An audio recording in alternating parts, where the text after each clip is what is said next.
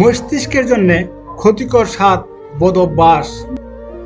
বর্তমানে শহরে কিংবা গ্রামে প্রায় সবাই আমরা প্রতিনিয়ত এই কাজগুলো করে থাকি। 1 নাম্বার, সকালে নাস্তা না করা।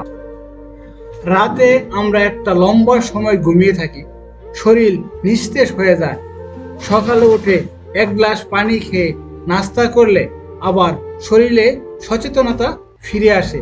তাই আমরা সকলেই সকালে উঠে নাস্তা না করে অফিস আদালত বা স্কুল কলেজ কোথাও যাব না। 2 নাম্বার, রাতে দেরিতে ঘুমানো। যুক্তরাজ্যের এক গবেষণায় বলা হয়েছে, রাতে দেরিতে ঘুমালে অকাল মৃত্যুর হার বেড়ে যায়, মস্তিষ্কে নানা ধরনের জটিলতা সৃষ্টি হয়, মানসিক রোগ বাসা বাঁধে। বর্তমান যুগে আমরা অনায়াসে স্মার্টফোন হাতে নিয়ে দেখতে দেখতে এই ভুল কাজটি করি। তাই এখন থেকে আমরা নিজেকে সুস্থ রাখতে এই ভুল কাজটি আর করব না। 3 নাম্বার, সকালে অধিক পরিমাণ ঘুমানো।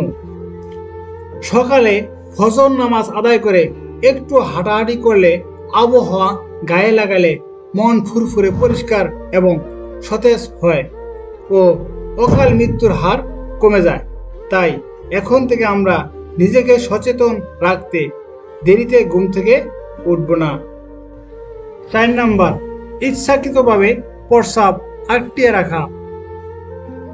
ইচ্ছাকৃতভাবে অনেক সময় ধরে প্রস্রাব আটকিয়ে রাখলে কিডনিতে পাথর সহ নানা ধরনের মরণবিধি রোগ হতে পারে। তাই প্রস্রাব আটকিয়ে রাখা ঠিক না। 5 নাম্বার, অতিরিক্ত মিষ্টি জাতীয় খাবার খাওয়া। প্রবাদে আছে, মুখের জন্য যেটা সুস্বাদু শরীরের জন্য সেটা ক্ষতিকর। তাই অতিরিক্ত কোনো কিছুই ঠিক না।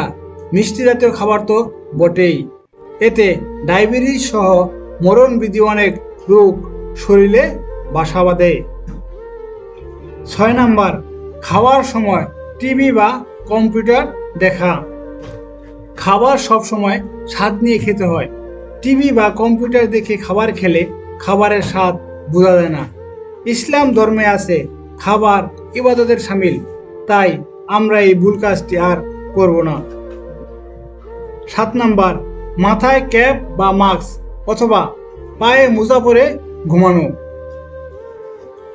রাতে মাথায় ক্যাপ বা পায়ে মোজা পরে ঘুমালে শরীরের স্বাভাবিক রক্ত চলাচল বেড়ে যায় এবং পা ও মাথা ঘেমে যায়। এতে পায়ে ফাঙ্গাস বা ঘা হতে পারে। তাই মাথায় ক্যাপ, মাস্ক ও পায়ে মোজা পরে ঘুমানো ঠিক না।